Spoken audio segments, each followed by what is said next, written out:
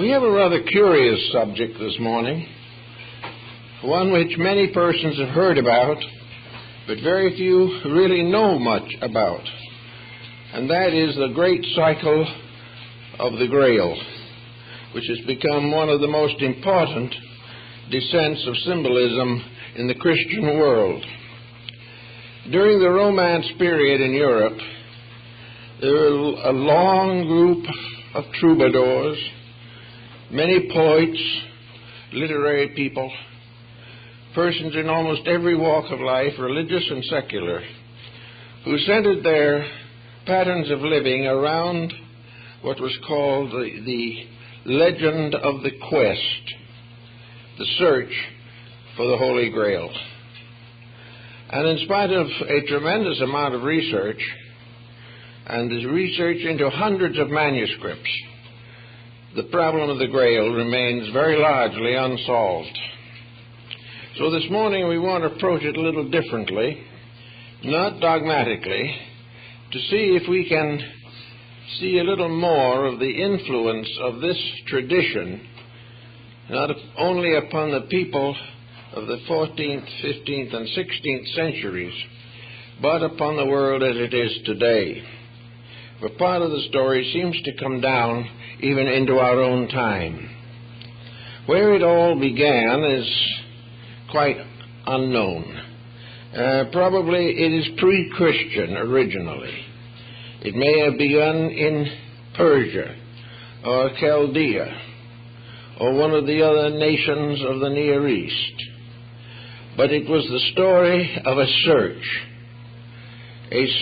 for the most holy relic of Christendom, the Holy Grail, the cup from which Christ drank at the communion of the Last Supper. The fact that the cup continued to exist is variously supported by myth, by legend, and by certain semi-historical accounts. Probably one of the most prominent and common legends is that to the effect that it was brought to Britain by Joseph of Arimathea. He was the one who loaned or gave his tomb for Christ's body to rest in the Holy Sepulchre. Joseph reached England probably around the year 50 or 60 A.D. and is supposed to have brought with him the Holy Grail and the handkerchief of Saint Veronica. Veronica herself is said by some to have also been in this small group that under persecution left the Near East, traveled through France, came to the coast of France, and journeyed over to Britain, where they were hospitably received and where the original church of Glastonbury was built. So as far as the English tradition is concerned, Glastonbury becomes the center of the great Grail cycle. Glastonbury is an area in rather swampy land surrounded by marshes that were known in ancient times as Avalon. And it was to Avalon at the time of his death that Arthur was carried by the mysterious women in the great black barge that took his soul to the afterlife. All of these stories seem to have some kind of a special meaning. The bards sang them, and they were carried through many different cycles of poetry and prose. They appear in the Near East. We find references to them in Islam, but we do not seem to be able to make a solid statement of what is fact and what is fable, what is fanciful and what is symbolical. Perhaps the symbolical development of the story began in Alexandria, which was a mingling ground for practically all of the religions of the world in the period from the 2nd century B.C. to the 3rd century A.D. Here a great many sacred writings were preserved. Here the Gnostics and the Essenes created their schools of thought. the Neoplatonists and the Neopythagoreans. And also here, according to the ancient tradition, the first college of Christianity was established by the Apostle Mark. So there are many stories of this particular series of events or cycles, and perhaps it is useful at this time to consider what the meaning might be. The order of the quest was always more or less the same in the story. It was added to a little and subtracted from a little by different writers, but it centered around three distinct objects. One was the Holy Grail, which was the most important of the hallows, as they were called. The second was the spear of the centurion Longinus, which is supposed to have pierced the side of Christ. And the third is the wreath of thorns.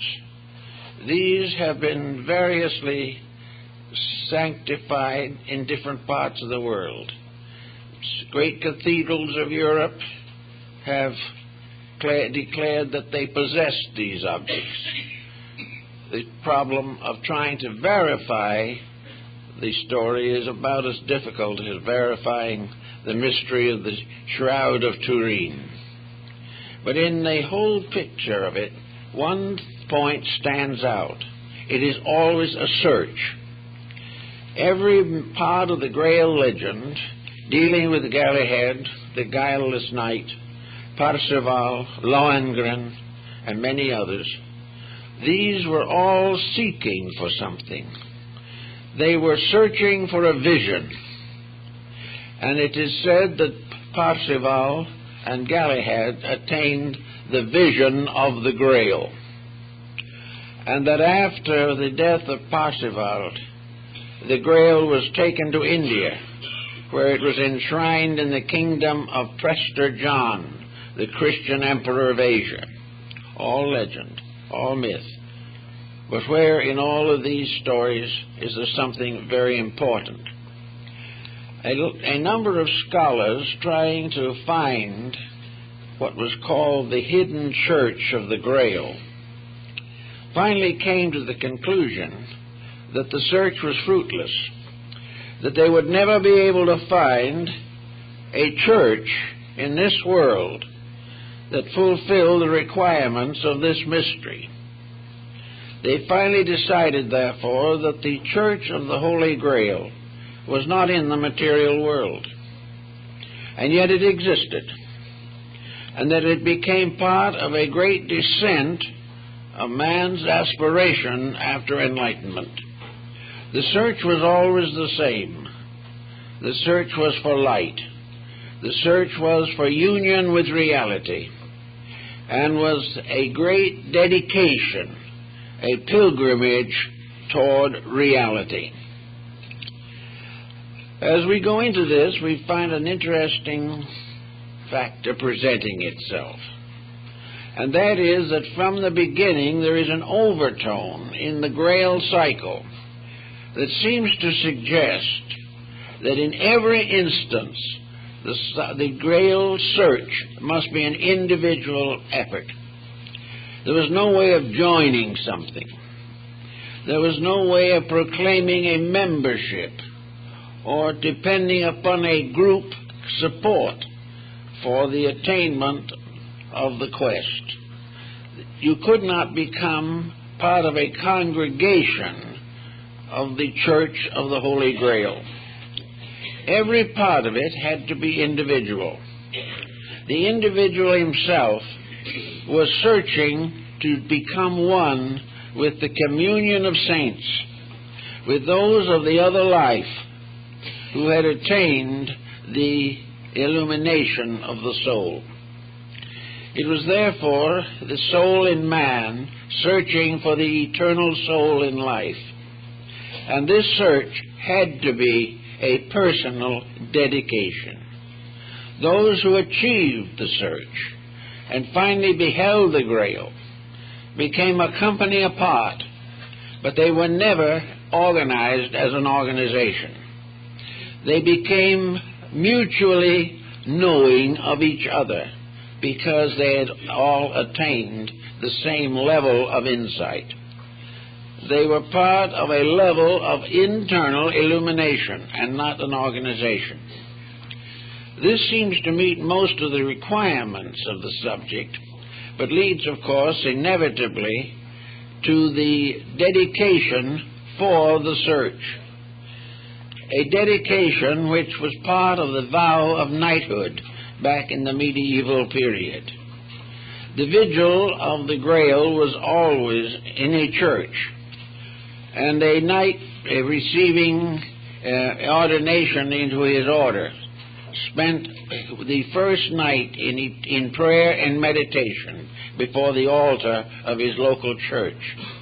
Having thus dedicated himself internally by a voluntary action of his own, he started out on a quest which no one could assist him. No one could do it for him. No one could walk with him. No one could prevent him from making mistakes. It was a lonely journey, a journey from illusion to light, from darkness to participation in eternal truth. This actually did affect the rise of the Christian faith in the early medieval period. The Grail cycle, regardless of its origin, which may have been among the mystery schools of Egypt, Asia, North Africa, Greece, all of these countries. But wherever it began, it became a key to the religion that had no physical structure, a religion that was entirely subjective, a religion to which each individual made his own commitment, and having made this commitment, either succeeded or failed, in either case alone. Therefore, perhaps the entire quest of the Grail is best summarized in the words of Plotinus, who observed on occasion that the way to truth was the journey of a lonely person to that which is eternally alone. It was this aloneness that seems to have been the power of the Grail. Each individual had to call entirely upon his own internal resources. He had to train himself, he had to dedicate himself, he had to consecrate himself. He had to master one by one the weaknesses of his own flesh. He had to overcome the pressures and temptations of ambition and avarice. He had to purify his own nature by a vow taken only to the very highest part of himself. He must slowly climb that mountain between his own material nature and the attainment of the enlightenment of his inner soul. It's a very interesting concept, and probably has never been fully explored, except that there are records and indications that certain persons apparently achieved this tremendous dedication. Also, it was twisted into the cycle of alchemy at one time, so that the purification of the metals, the transformation of all that is base into all that is sacred, was the great alchemical transmutation, performed alone by an alchemist in his little laboratory, by prayer and meditation, and on rare occasion by some type of miraculous manifestation. To the Grail cycle, the miraculous was an internal mystery. It did not deal with the commonplace of life. Miracles did not interfere with the workings of universal law. Miracles were inner experiences of attainment, a proof that the reality was nearer than it had been before. The problem of the origin of the Grail, again, has a great many legends associated with it. One legend says that it was carved from the crest jewel of the archangel Lucifer when he fell from heaven. Others say that it was part of the basin of consecration found in the ancient rites of the tabernacle in the wilderness. Some believe that it was the ecstatic cup of Bacchus or Dionysus in Greece. In most cases, it was a chalice in which the individual had to find ways and attain to the possibility of cleansing the inside of his own cup, which was the actual meaning of the term.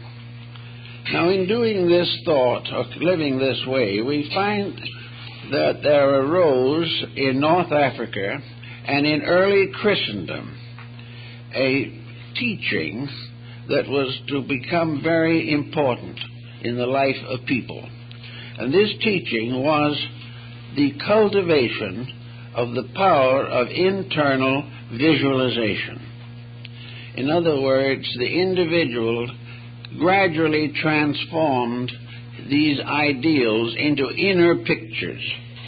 These pictures, like the Oriental mandalas, were visualizations of a superior state of being, visualizations which impel the individual to fulfill them or to achieve the mysteries which they represented. And in some of the old English block books, and on the continent also, the city of the Grail, or the Church of the Grail, is placed at the top part of the great Ptolemaic system of the solar system. You climb the ladder of the 7 planets to reach the entrance of the secret house. This house was above the firmament, and there dwelt together the deity, the triangular Trinity, and the abode of the blessed. So the whole concept gradually became a series of self-disciplines by means of which the individual sought to remove from his nature all forms of defilement. Now, the beginning of the Grail journey was always the same. It was, first of all, the realization of a great need. And I think maybe that is where we have to begin our thinking. No matter who we are or how well equipped we are for life, there are always areas in which desperate need arises. No individual is completely sufficient to his own necessity. Those who think they are simply egotists, because there is no one who can be so protected either by his own mind or environment or by his worldly goods that he is free of crisis, free of danger, free of disappointment, free of disillusionment and despair. Therefore, the beginning of it all is the concept or realization that we are all imperfect, and also that by the kind of world we live in, the grace of a divine power has made it possible for us to overcome these imperfections in ourselves. The individual can live a good life, a life that is not temporalized by advantages or corruptions. The individual can be a true Christian. But to do this, he must make decisions, and very often he must turn his back on the very church he claims to belong to, because it is not possible for the individual who is dedicated to the search to accept a theology as the basis of his own enlightenment. He must realize that his journey to the Grail is one of dedication and personal victory over the weaknesses of nature, the possibility of living nearer and nearer to the love of God by direct personal unfoldment. Therefore, in the search for the Grail, there must first be rites of purification. The individual must gradually, to the best of his ability, put his life in order. He will not be able to do so perfectly, that is understood, but he must make a gradual effort to get over the problems by which he is bound to an inferior state by his own center of consciousness. He must get over all grievances. He must fulfill the commandments of Jesus. He must dedicate his goods to the need of those who are impoverished. He must give graciously of himself at all times. He must hold nothing and demand nothing. He must never conspire to gain anything for himself, including a conspiracy after truth. He must not have any of these motivations behind his action. There must be only true and simple acceptance and practice of the noblest form of life which he can experience. Now, if by this type of problem or this type of living he gradually overcomes the major weaknesses of his own nature, he gradually comes into a state of internal tranquility. And tranquility is the open door to the sanctuary of the Grail. Tranquility means peace with reality. It means that the individual accepts without question the true teachings of his religion, whatever it may be, and lives it without restriction or compromise. He must have, therefore, the ability to quiet all of the confusions which beset the average person. Now, confusions are very often things that cannot be overcome easily. Sometimes a life is harassed to the degree that it would not appear that the individual could make a new start in his own inner life. But he can if he will. There is never a time in the life of any living thing that has a consciousness in which that consciousness cannot be released constructively. It is a matter of willingness to be dedicated. Assuming that the person achieves this type of dedication, it might be regarded as an order of knighthood. He becomes the first grade of the search for the Grail. And all the knights dedicated their sword handles, which were the form of the cross, to the good fight, the battle to overcome the darkness in self, and to protect the light in others. The knights of the Garter and so forth were always out protecting people in distress and saving the maiden who was in the hands of the villain. The maiden was the soul, which is always in the hands of the villain until the individual redeems himself. So the knighthood of the Grail began by this proof of courage, proof of integrity. The young knight did not know what he was going to find. He had no promise that he would find it. He was simply told that his hope was only through the conquest of himself, that no one else could help him, and all the prayers in the world could not bring him the peace that he had to earn by the development of his own character. And he might pray for character, but if he did not have the courage to live it, it would not come to him. So having gone through all these problems, and coming finally to the Gnostic quietude, the individual lacks none of the needs of life, but has an inner tranquility in which he lives in this world but not of it. He performs all the duties that are his proper responsibilities in life. All effort to escape responsibility is treason as far as the way of the Grail is concerned. The individual must never try to grow by neglecting something else. He must fulfill, according to the best conscience that he possesses, every daily responsibility. He must bear all burdens without complaint. He must recognize that all occurrences are lessons, and that each lesson that comes, the more difficult the lesson, the greater the attainment. And it is upon this, climbing this ladder of circumstances, this mysterious stairway of incidents, and conquering them one by one, that he attains to the gate of the Grail temple.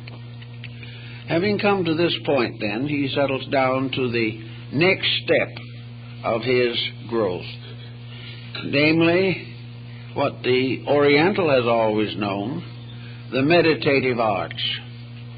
The quietude and contemplation enables the individual to relax and allow the best of his own inner life to come through. When we relax, one of two things happens. If we are not too well oriented and pretty much bound to our mistakes, when we relax, we're miserable. When we relax, we have all kinds of negative thoughts. We worry, we're frightened, we're concerned, we're disappointed, we're disillusioned. We think of the people who have mistreated us and how the world is failing us in our needs. So to the person who is not self-disciplined, relaxation and quietude just end in misery, which is what is intended, because there is no way in which we can accomplish the purpose until we are able to see within ourselves that we have conquered these mistaken points of view.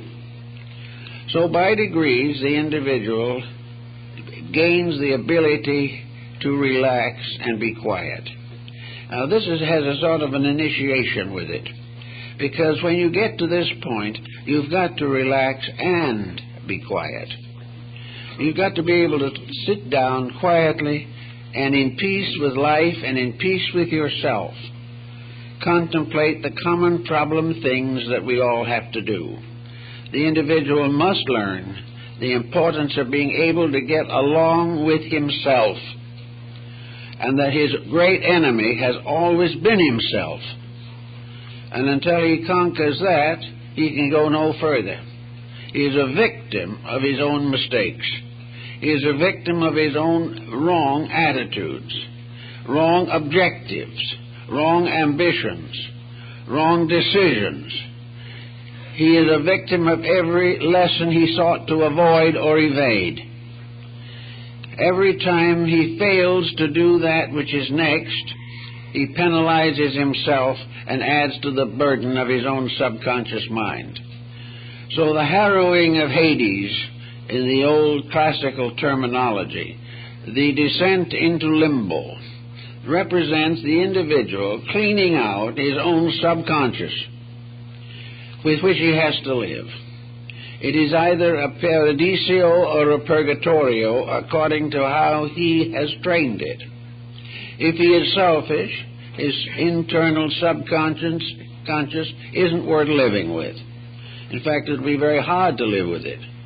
And yet we go along day by day, failing to realize that we are building a toxic subconscious, that we are building an internal life, and the only way we can escape from it is keep our objective consciousness so busy that we have no time to think about the facts of life. We can only be comfortable, so to say, if we can get our minds off of ourselves. And usually we find some useless way of doing it. For instance, when we can't stand ourselves any longer, we turn on the television, and as a result of that, our punishment is magnified. That is the purgatory which we get into as a result of not being able to be quiet and read a good book. Also, the book sometimes can be a problem. But in any event, the problem is always the individual running away from himself. He wants to get away from the things about himself he doesn't like. And if he sits down quietly, there are numerous things he doesn't like. But if anyone else points them out to him, they no longer are his friend. They are his enemy if they tell him the truth. And therefore it's useless for them to tell him the truth. He won't believe it, he will only hate them. He must find it for himself. He must live with his own mistakes until he can face them. And as he gradually gets rid of this load of pressures within himself, he begins truly to clean the inside of his own cup. And having attained as far as he can go in this, he will discover that when the inner consciousness of his mind and emotions are at rest he will for the first time begin to experience the mystery of the invisible source of life. He will discover the teacher self when he is able to overcome the false teachings which he has permitted to overwhelm his life. It's the same problem as we have in the legend of the fallen angels, in which the human mind has fallen into the hopeless confusion of ignorance. Ignorance which can be either learned or unlearned, but ignorance which is at all times the handicap, that which stands between, that which prevents the unfoldment of the natural life. We find also that mystics and the whole Grail cycle is a mystical tradition. That mystics always have represented the feeling of an immediate personal communion with the divine. The mystic always has believed that the final way to know the truth is not to gain it from others, but to search it in the self, to gradually find ways to attain a mystical transcendency over the obligations of existence. So this type of thought is the principle behind mysticism, which is a gentle, loving dedication. And gradually, as the mind's subconscious pressures are relaxed, we discover the arrival or the emergence through vigil, which is a vigilance over self. We find that in this, the visions occur. Nearly all mysticism is accompanied by visions. Visions of something better and something greater. Those who have not accomplished also have visions. Visions of danger, visions of fear, visions of believing things to be worse than they are, believing that they have a right to hate people who do not hate them. All these things are the negative visions. But when the mystic has his visions, he beholds an inner life, a betterness. He has the experience of an exaltation above the present state of his affairs. Almost all religious art is aimed at this level of the individual's growth, namely the level of portraying, figuring, symbolizing in some tangible way the intangibles of the inner life, that in some way the meditation upon a sacred picture helps to strengthen this inner resolve, helps to make the inner life quiet, peaceful, and beautiful. Everything that helps to make our inner life beautiful is bringing us along the path. Everything that comes along that makes our inner life discordant or defaced or deformed is contributing to hindrance. And the great hindrances are the pressures of personal ambition, personal pride, and the desire to accumulate worldly goods. All these things have to be worked out by those who are going to seek for the mysterious crusade for the Grail, who are going to search for the cup of eternity.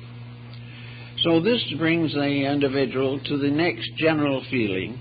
From the purification of himself comes also then the strengthening of his inner realization of deity.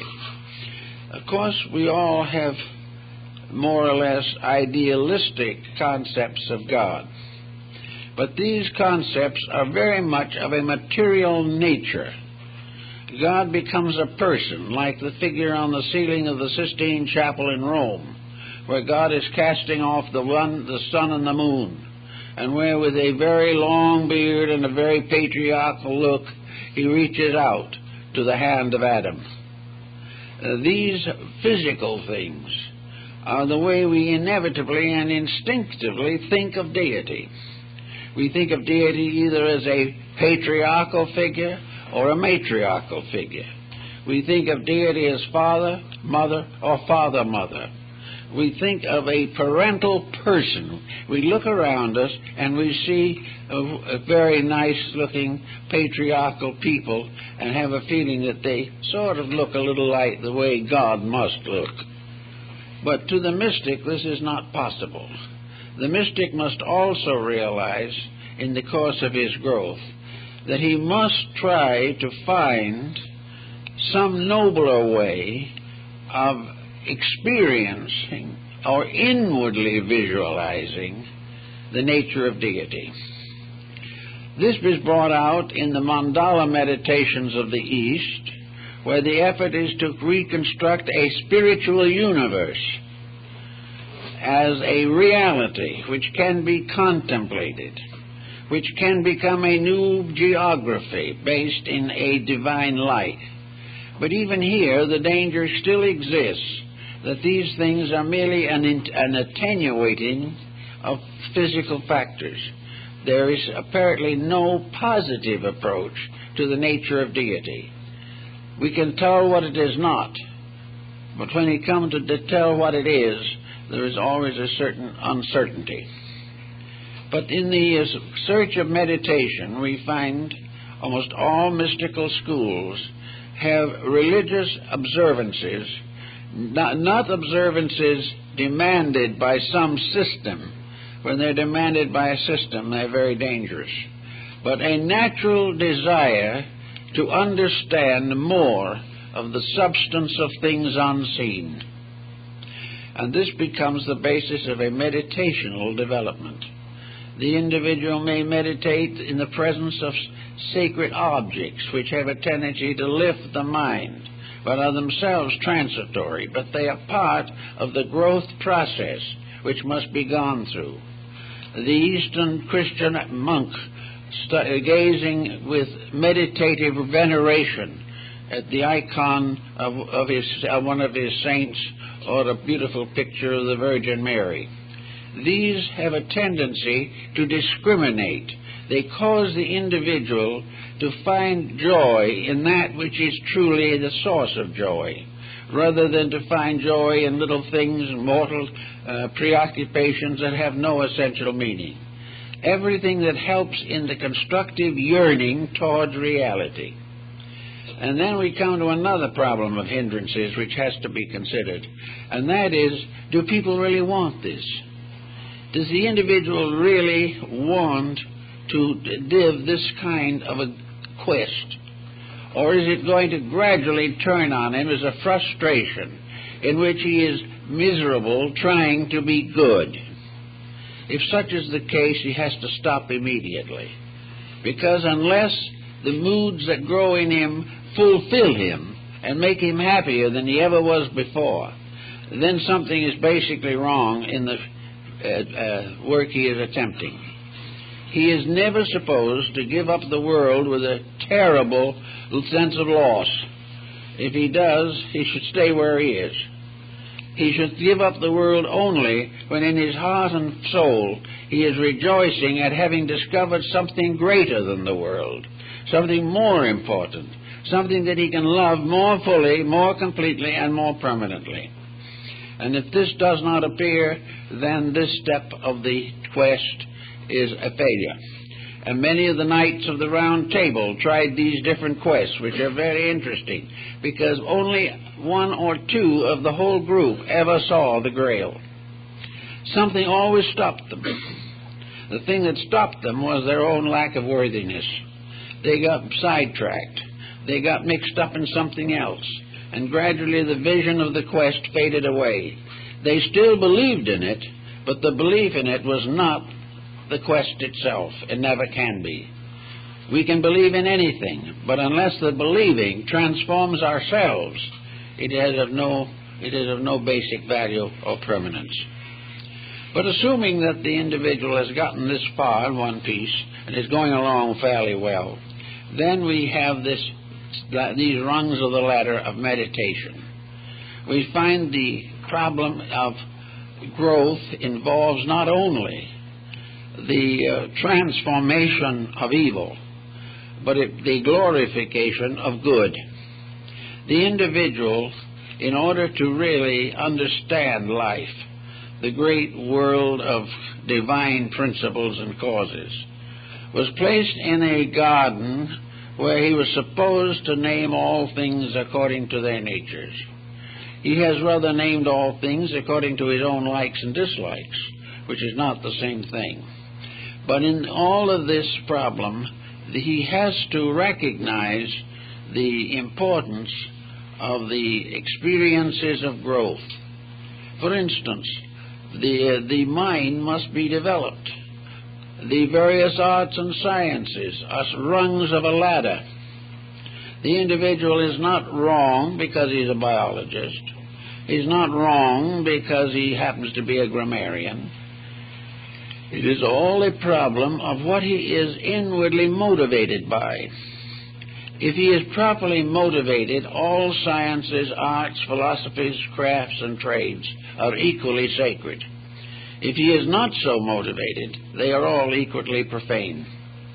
Therefore, it is not that the individual should walk away from experience or try to go off somewhere and live in a hermit cell for the rest of his life, or renounce humanity. A great many people just renounce humanity, and they try to get along without it. They try to leave behind every disagreeable task. They resent every social restriction. They dislike constantly the ineffectiveness of governments and for religions and educations and everything, and come out very desperately against prevailing systems. This doesn't do much good. It constantly adds to a negative sense of criticism. It proves that the individual is still functioning without the gleam of eternal light that should be within himself. So he has to start in and look over everything he doesn't like and find out why it is important, why he needs it, why he must understand it, and very often why he must transcend it by a full action of consciousness. So the individual who tries to excuse his weaknesses by pointing out the weaknesses of other people is not moving in the right direction at all. The person who wishes to make a donation of their lives to a divine cause must have something to give. They must have an achievement, an accomplishment, a value that can be used in life. We must not bury the talent or the talents. We must use them if we would be called good and faithful servants. So by using the talents, we are able to gain not only a certain and additional ability to live well in this world, but at the same time we are beginning to gain a better insight of the dimensions of that greater world we aspire to. We have to realize that all of the arts and sciences are like radiant stars suspended in a universal heaven. They bring light where darkness would otherwise be. We have to learn to recognize that knowledge is not bad. If it's true knowledge, it is very good. But to accept it as knowledge is not enough. We must find the spiritual soul behind knowledge. We must find the divine reality from which all forms of knowledge are suspended. If we do not accomplish this, we can go out and abuse knowledge and throw our world into war and disaster. Hurt and free from hurting others. He must not do anything by means of which the tragedies of life are magnified. He must have the very kindest and most gentle attitude towards everything. He must realize the importance of being at peace even in the midst of chaos. This type of thing and this realization of what should be then helps the individual to gain this equilibrium, and he becomes a knight errant. He becomes one dedicated to the service of the system, the Grail system, the Goddess system, the orders of the quest, the orders of the bath, and all the great orders of chivalry. The search for the golden fleece, which is the great order of chivalry in Europe, on the continent, is again the same thing. The golden fleece is the ray of light flowing from the Lamb of God. So all these things tie in, and little by little we begin to reverse the sources of our inspiration and influence. But we also have to have the courage and discrimination to know when we can even accept our own attitudes. And the only way we can do that is to be so selfless that there is no way in which we can be tempted to misuse any knowledge that comes to us. After this, we come to the truly meditational problem. Having cleansed the heart and mind from all traces of ulterior attitudes, the individual can for the first time come into the state of prayer. Prayer up to that time is just a conversation, usually with the lower part of yourself. But when that part is no longer there, prayer becomes a contact with the highest inspirational levels of consciousness. And because these inspirational levels have the power to perfect or rationalize or make whole all the disasters of the flesh, prayers are answered by the constant increasing of the divine consciousness within the person. Little by little, the divine takes over. And where the divine takes over, there is no longer any need for prayer, because the individual lives constantly in the light of God. So in the continuing of these thinkings, we come to the period of beginning to be useful. We must have some kind of a cause. The knight without a cause is in serious trouble. But the cause is dedication to whatever is necessary in life. Now this brings in a point that seems to be inconsistent. And from the outside it is inconsistent. But there is an inner meaning to it, which we find has a consistency. We are taught to purify ourselves and to free ourselves from worldliness, and yet we are also taught to turn back and serve those who are in worldliness. We have to go back to feed the hungry, cleanse the leper, heal the sick, and according to the teachings of Christ, finally to raise the dead. Therefore, we have a job here, even though we are outgrowing here. And the reason why we feel this need for this commitment is because the persons who are in trouble are usually not able at that time to sustain themselves. A person in sorrow or trouble is sorrowful or troubled because they do not have the internal light to rise above this type of thing. Therefore, comfort and consolation is important to them, but it must be given always in the sense of a reality. It can never be the individual being taught to do things he shouldn't do because they'll make him happy. Always the motives must be unselfish, and the advice, suggestions, recommendations, or assistance must always be in the terms of helping the person to grow. The growth must come before true freedom from pressure is possible. On the way up from this point, we have the Hindu yoga, we have all the Zen teachings, we have everything in which the person gradually comes into the full control of his own inner life.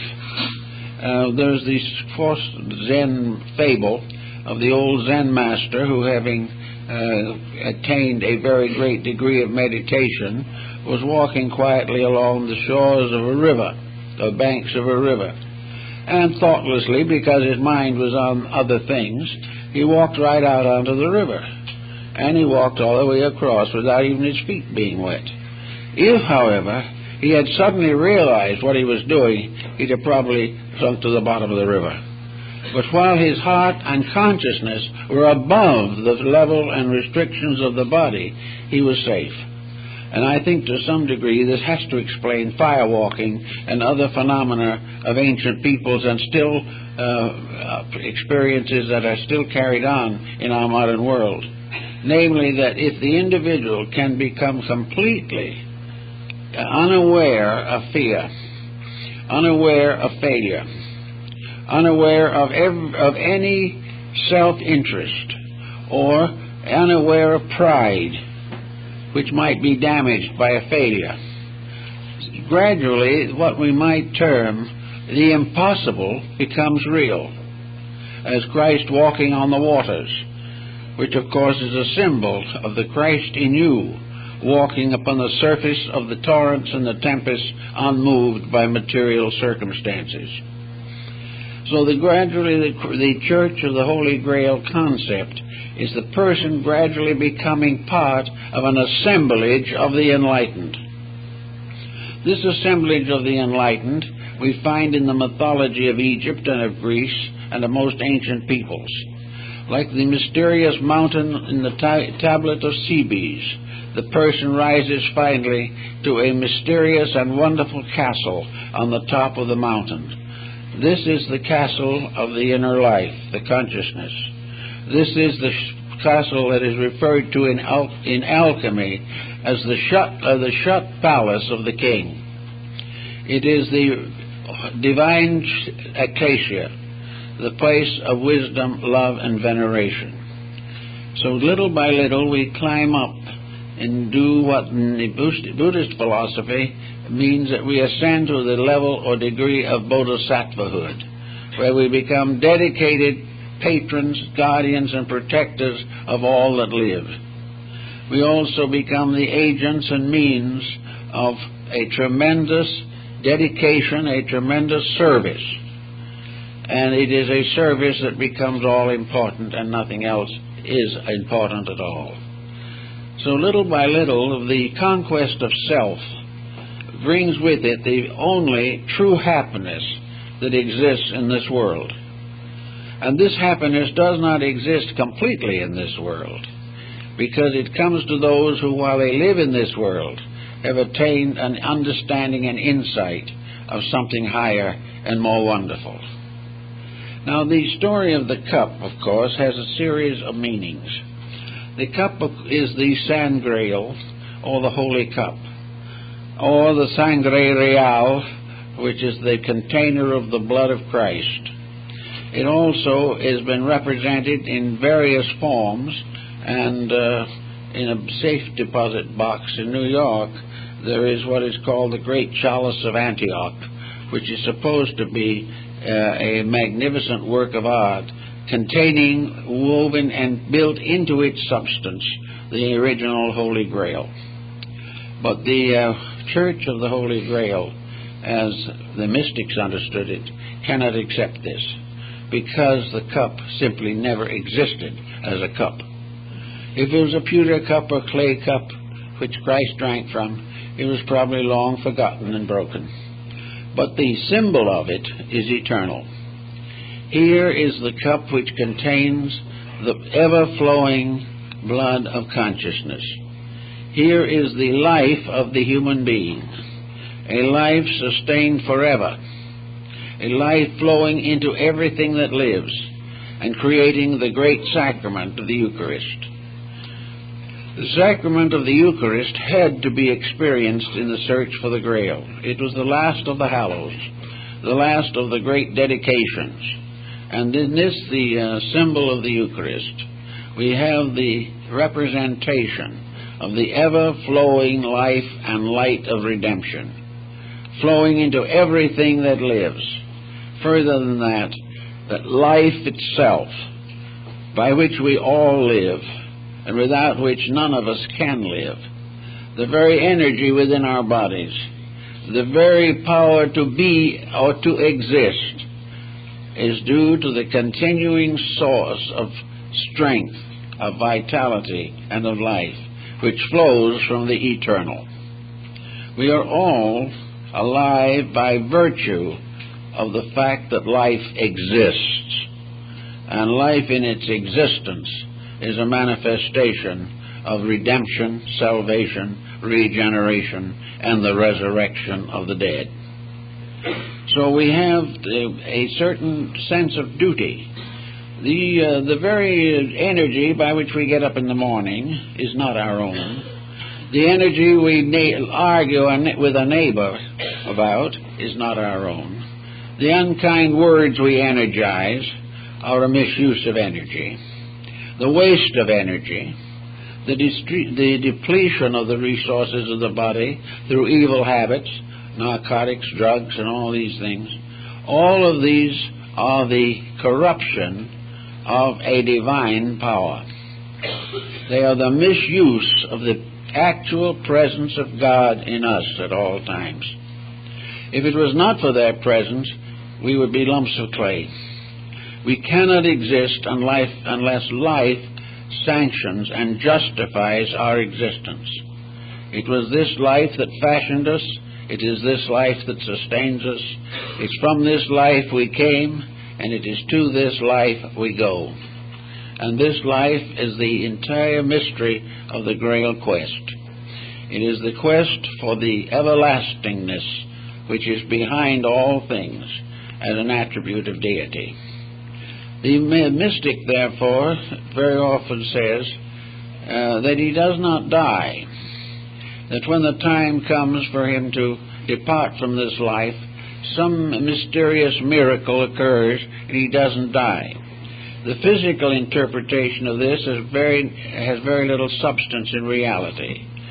The only one who didn't and cannot die is the one who finally was the eternal itself. Therefore, all things have their comings and their goings. But the alchemist and the mystic was taught that the transition from this world to the next is not a death, and the perfect acceptance of life overcomes the illusion of the reality of death. In other words, that in which life exists may be transformed. The body of it may be changed. The life may be incorporated into other creatures, but life itself cannot die. And life has, by its own energy, produced the evolution of the various kingdoms of nature, including man. That life does not die. The life in the individual cannot die. But it can depart from the body. But this departure is not death. It is transition into another dimension of space. Therefore, the search for the Grail not only continues throughout the material life, but the attainment of the degrees of manifestation that are possible to the human being allows this process to continue, and the individual who in this world passes out in a state of dedicated reality finds himself in another great room in the house or castle of the Holy Grail. Because the Holy Grail stands for those other mansions referred to by which man is ultimately to ascend to the fulfillment of his own purposes in the divine life of things. Jesus says, "In my Father's house are many mansions. Were it not so, I would have told you." And these many mansions are the rooms of the castle of the Grail, invisible but eternal. In the ancient Hebraic mysticism, the temple at Jerusalem is said to have been built on the top of Mount Moriah, on the threshing floor of the Jebusite. But the real temple of Jerusalem is in the sky above. And the real temple of the Grail is not in or with any church on earth, but is above them. And that which is eternal is always dominant, always leads all things. Now, many people, including the Gnostics and the Neoplatonists, tried to find ways to accomplish this release from the ignorance and struggle of materialism into this path that does lead to final emancipation. Therefore, they attempted to create something that was not creedal, not denominational, not tied to any religion, but was essentially the essence of all of them. Because all religion has one essential purpose. That is, that the individual shall come to perfection and union with deity. All religions were paths leading to God. And the Neoplatonists and others found that this became a very wonderful basis for a unity which we do not suspect. If all these paths all lead to the same end, then all denominational and creedal inequality is meaningless. The individual, wherever sincerity dwells, God dwells with us and has helping and leading us to the better way of life. So on the basis of this fact, the Gnostics and the Persians and several others created the concept of the great religion in space, that there was one eternal spiritual science. There was one great church, one great cathedral. It might have all different names. It might be worshipped by 1,000 different sects. But they all, without knowing it or with some hope, without any understanding, they all are on pilgrimage to the same house. The house of hidden places, itself hidden. Every material aspiration is a step forward in the journey toward the universal church. The church which never began, as far as man is concerned, and will never end, as long as there is need anywhere for the grace of God to be disseminated throughout creation. So this idea was developed gradually until it became this over-faith. And it was very valuable during periods of religious persecution, because there were many generations in which all effort at piety could lead to martyrdom. All dedications to outside sects led to frightful wars, terrible abuses, religious persecutions, and fanaticisms. And all of these terrible incidents faced the individual whenever he tried to express any functional or organized religious belief. Therefore, the true religion was held in secret. All of these outward forms of it were symbols of its own inner mystery. The symbols were obvious to those who understood, and those who did not understand could gradually enlighten their inner life until the understanding came to them. But it was better for the realization that in this world there has never been but one religion, and that religion is set forth in the great spiritual and moral codes of humanity. And it has been disseminated throughout the world by religious teachers, by messiahs, by saviors, by martyrs, who have given everything to bring the code to earth, to bring the reality to earth. But the religion itself remains undivided, and all who seek to find the sacred altar of the Grail, the Parsifals and the Galahads, all have to come in the end to the same altar. But even if they do, they may not know it. They may not realize at all that it's the same. But the point is that in their inner lives they are doing the same things, and they're doing them essentially in the same ways, but perhaps have different names for them. Thus, every virtue is a universal quality which cannot be divided. It spreads itself through everything that lives and exists, whereas every vice is a local situation.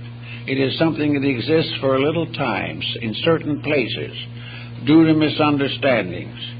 But the more you put vices together, the more they battle each other, until one vice destroys another, as two wars will destroy each other. But virtues, wherever they are, feed each other. For in virtues there is always peace and harmony. Therefore, virtues are eternal and immortal. Vices are temporal and mortal. And by releasing the mind and heart from the vices, we become again in the presence of the realities. So the Church of the Holy Grail is the invisible sanctuary of truth, the real heart of God. And the real heart of God is the eternal love of deity, disseminated through all the worlds and all the spheres of existence. And this love has its particular and proper abode in the heart of each of us. It is this love in the heart which is the Redeemer. And in this case, the blood of God in our own hearts is really blood flowing in a grail or cup. The heart itself is the vessel in which the living blood of God is forever disseminated throughout the world. Gradually coming to understand these things doesn't in any way interfere with practical experiences of living. It simply dedicates them. It baptizes actions and circumstances. The blood of truth baptizes every action that we make in our daily existence. So on the path went, and it was believed that in the course of time the mystery of the Grail would be solved. But in Europe, the light of truth began to fade out. For a long time, men neglected the inner truth of things, and therefore it was said that the angels took the Grail out of Europe and brought it finally to Asia. The Western issue is that it was brought to Glastonbury, where it is buried somewhere. It is hidden as a symbol of the physical perfection of life. The chances are that physically it was not taken to either place, because it is not a physical thing.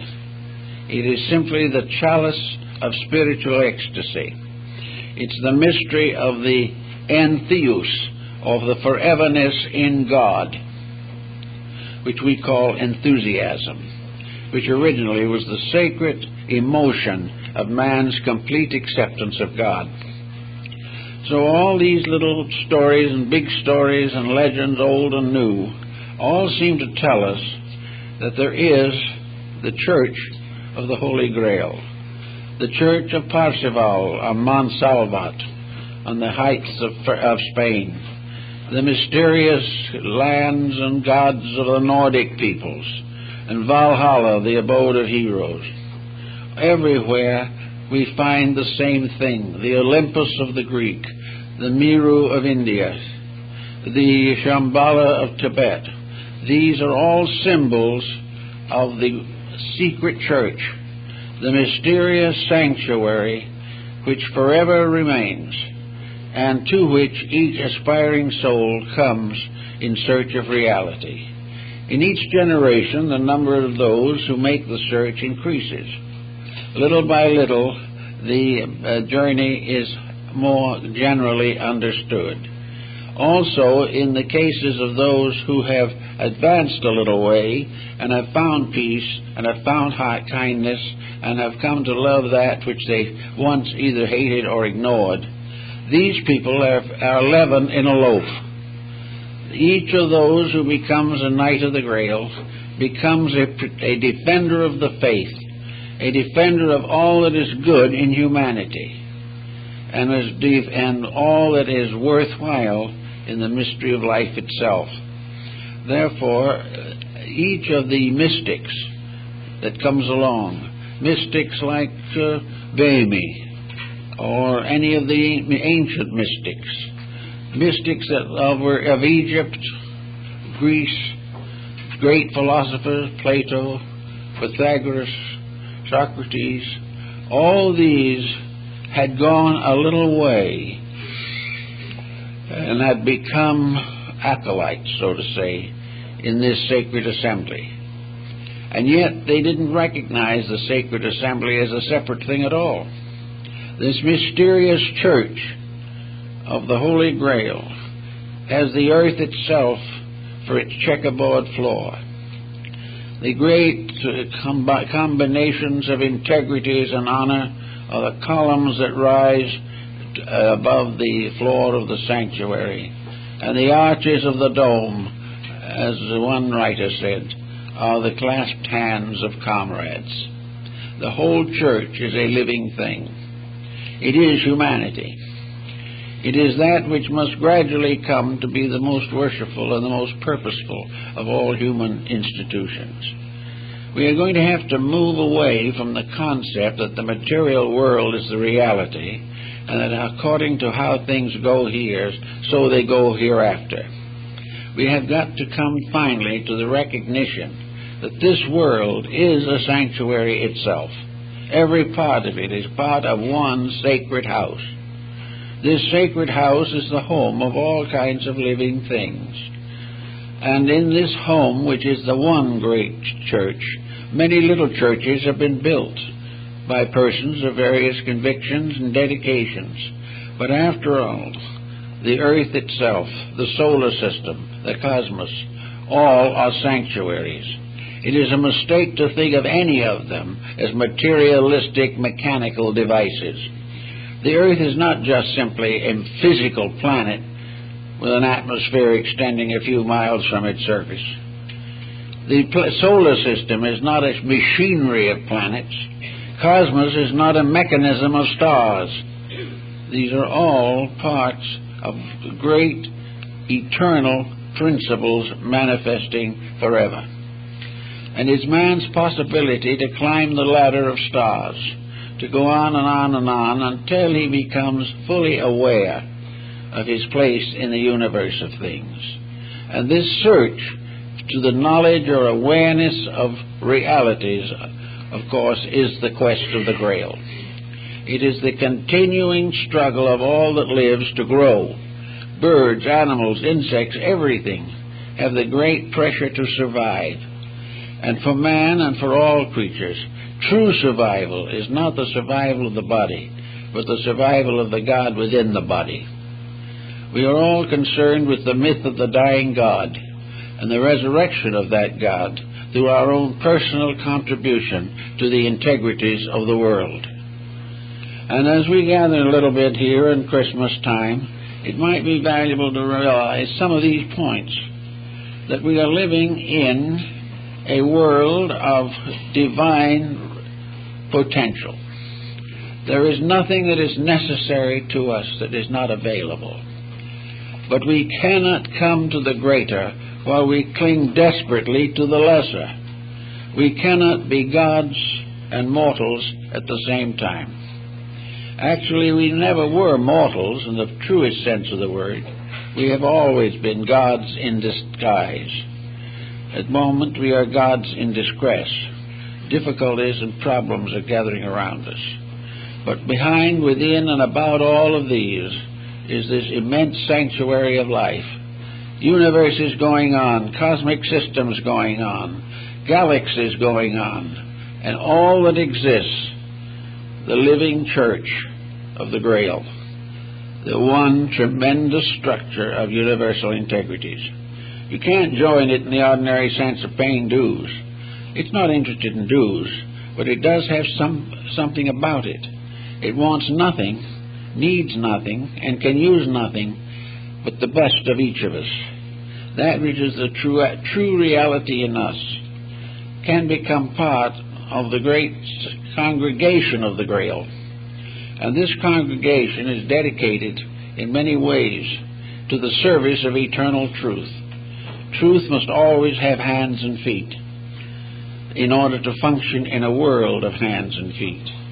Where there are no hands and feet, it has other members. But here, each dedicated person helps to release or perfect the great plan of life to which we all belong.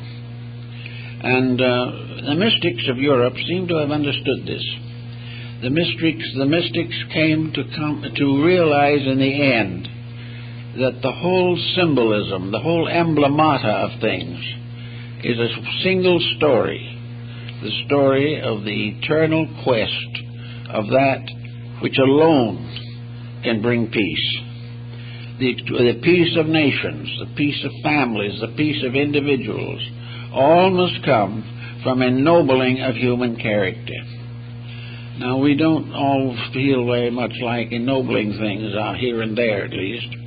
And the problem of a world dedicated to ennobling character seems a long way away.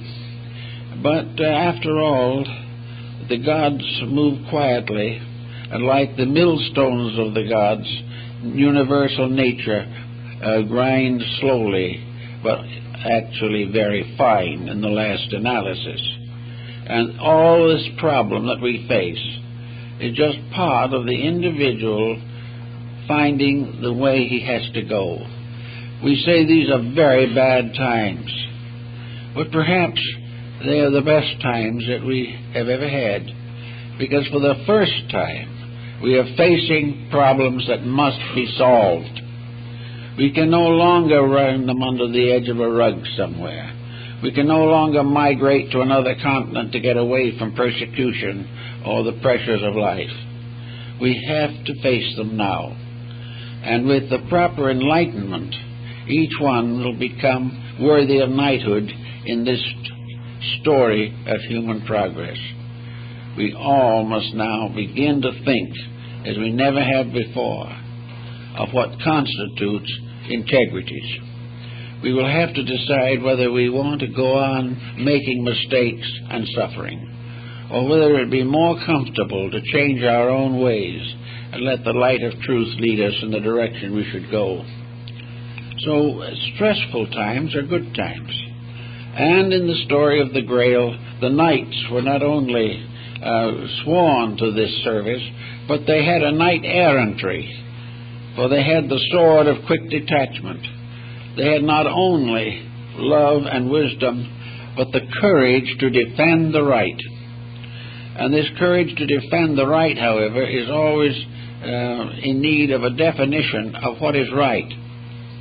To defend the right means to always stand for the truth. To defend the right means to come to the aid of truth where it is endangered, if it is in our power to do so. To defend the right does not mean to keep things going the way we want them to in a material sense, but to defend the right is to prove to ourselves and others that eternal principles rule forever, and that those who are the true honored Christian soldiers are the ones who will defend the integrities of life, regardless of the cost to themselves in material concerns. Christ gave one great commandment to his followers, a new commandment: love one another. Now this is the voice of heaven speaking, and there will be no peace on earth until that divine emotion is firmly established in the hearts of human beings. No great miracle is going to bring it. The great miracle will come in each individual life when suddenly comes the realization of the meaning of it all.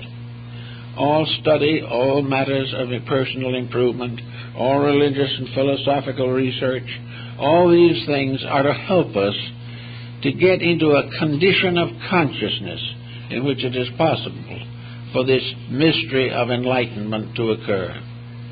The mystics, with their illuminations, were brought into an emotional, spiritual contact with the integrities of life.